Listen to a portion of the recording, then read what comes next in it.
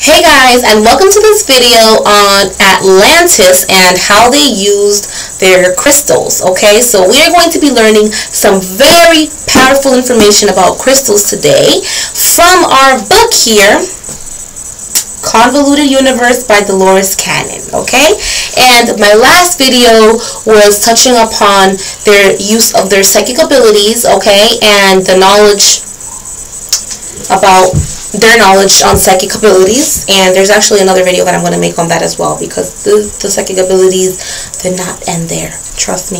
Okay, so in this video we are going to learn some very powerful information on crystals. Okay, and if this is the first video that you guys see on my Atlantis videos, okay, the reason why I am making videos on Atlantis is because I have been very guided to, and then when I did my research, I realized that we have so much in common with the Atlanteans at this time. And so the Atlanteans, the purpose of learning about Atlantis at this time is to retrieve lost codes and reconstruct our DNA, to remember and trigger memories that will help us in our ascension process. Okay, the Atlanteans left us a legacy within the crystalline lattice. Okay, and we need to know this. And the Atlantean priests consciously transferred information into the networks and grids of consciousness that we are now accessing. And they put these codes in there to be accessed on or around the 2012 time period, with manifestations set to occur between 2017 and 2021. Okay, and so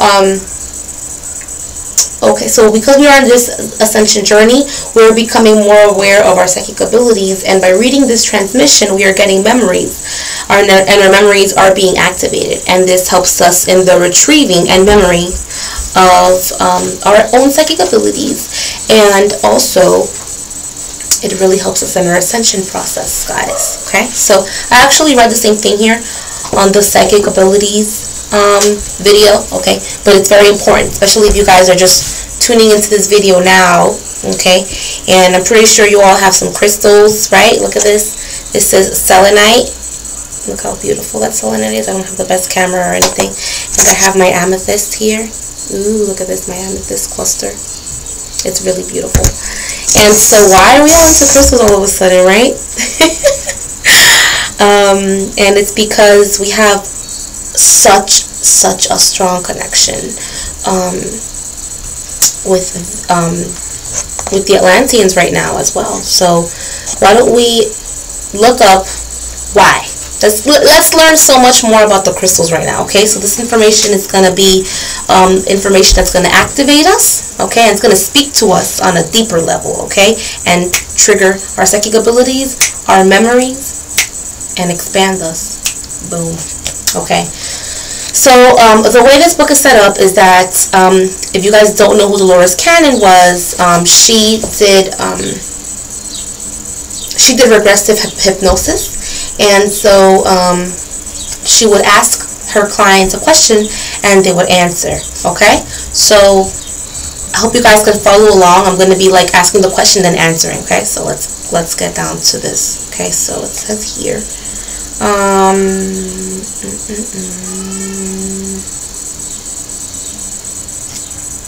okay, so it says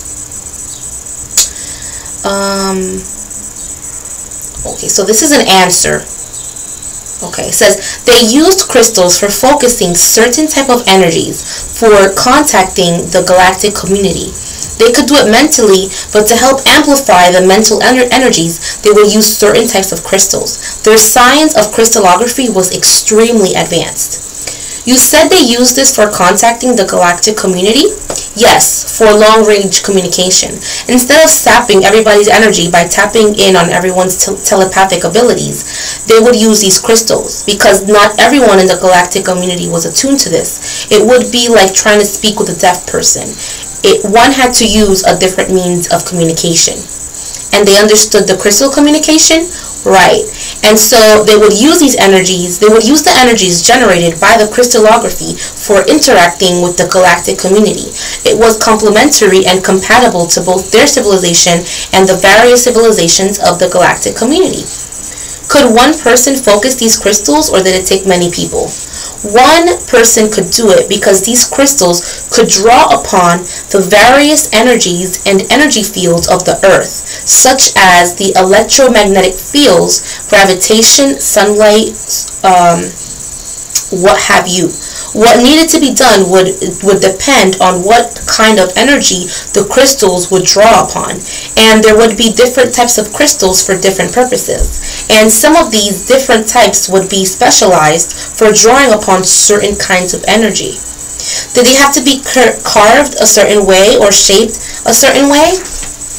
Their molecular structures, the matrices, the latticework of the molecular structure would have to be designed in a certain way.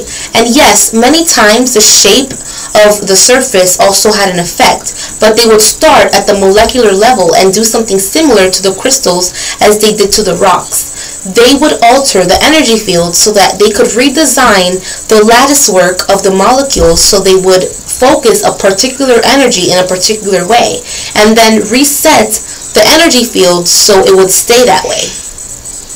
Then this was how they formed certain shapes for different purposes. Not shapes, the internal structure, the molecular structure of the crystal. And then, yes, they would alter the surface of the crystal to shape it in the way it needed to be. But it was most important to get the internal structure, the molecular structure correct, or you can do all the shaping in the world and do no good. I thought it had something to do with the facets or the different shape, how it would be focused. You first have to get the molecular structure correct. It's like the structure of a snowflake, but carry it down into infinitely small levels of energy. And you must have all these shaped correctly or it will do you no good. Did it matter how large the crystal was?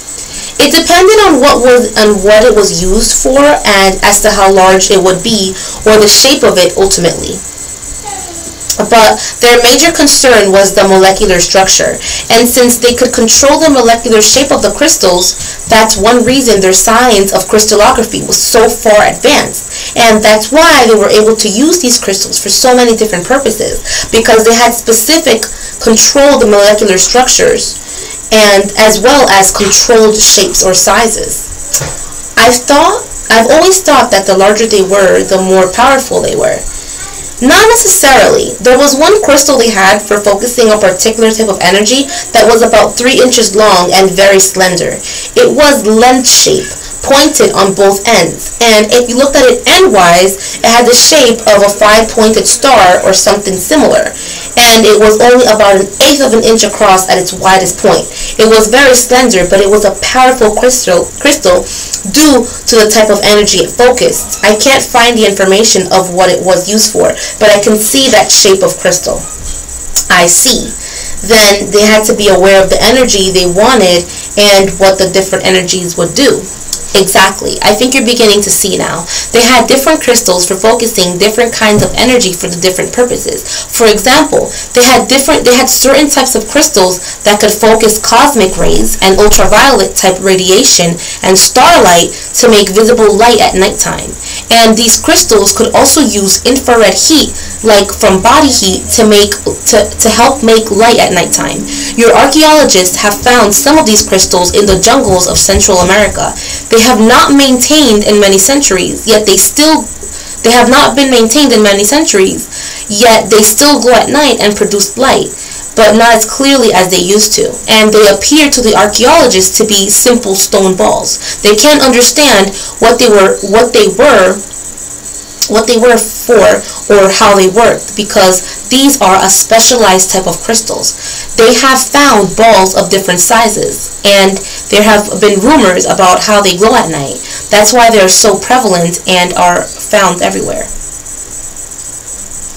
In the places where they found them, they were used for providing light at night. Like most civilizations, there are things going on at night too, and you needed a fairly widespread source of artificial light. There were like huge street lights that illuminated these cities. Yes, streetlights, interior lights, spotlights, depending on what kind of lighting was needed.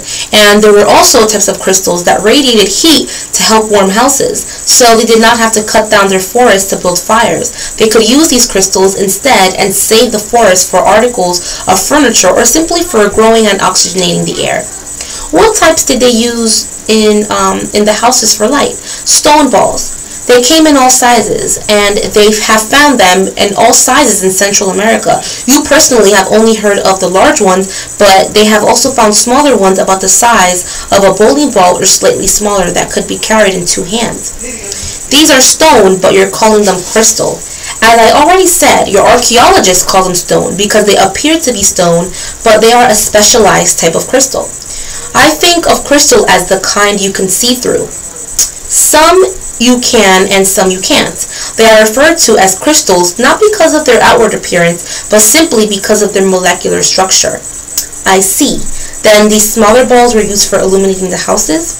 Right. Okay, and then it says, you know. Okay. Okay, so, I'm going to pause it for 1 second so I can search up additional information about crystals, because I highlighted some stuff that I don't really want to read right now. Hold on. I'll be right with you guys. Okay, so can they give you information about the types of buildings? You said they were made of crystal.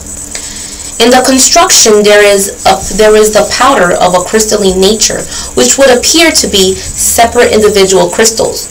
It was as if the building itself were made of crystalline material, such that the building as a whole would then become a crystal receptor. At first, I thought it was made entirely of huge crystals. Not so. They were of a powdered nature, such that the individual grains themselves were of a crystalline nature. I didn't think you could find crystals that large anyway, but this powder was mixed with something to make the walls. This is accurate. They were mixed with a base or mortar content, which would cement them together in one solid form. They were poured in a concrete form and allowed to harden. They were somewhat self-heating in that the energy given off was the temperature of sun shining. I'm sorry guys that I'm like stumbling upon this. They were somewhat self-heating in that the energy given off was of the temperature of sun shining on it at the midday sun. All of the city as a whole, so that entire city of those inhabitants within it, were irradiated by this energy. So it says, so it was talking about before about the different cities of Atlantis, okay? And there was this one city that was so powerful that I guess others weren't allowed in because, okay, so it says here, if this city's energy was so powerful, what about the people who didn't live there? Would they be allowed to come in?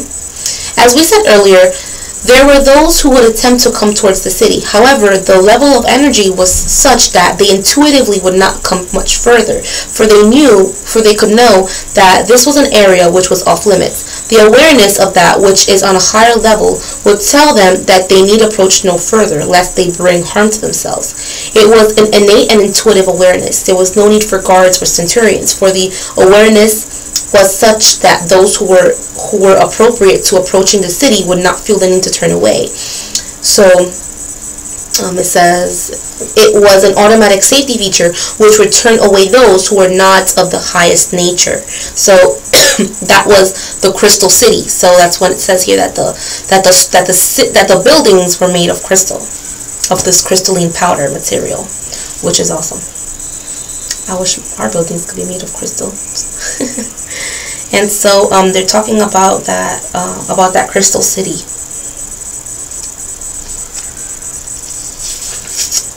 Okay. Alrighty guys, so oh no, there's more information about crystals.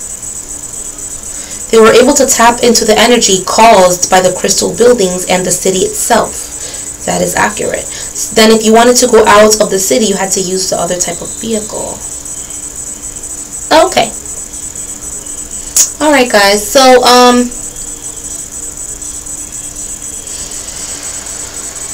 alright, so this is just a small, I guess I know this is you know, there's definitely more information in this book about their crystal uses. I'm pretty sure in the chapter.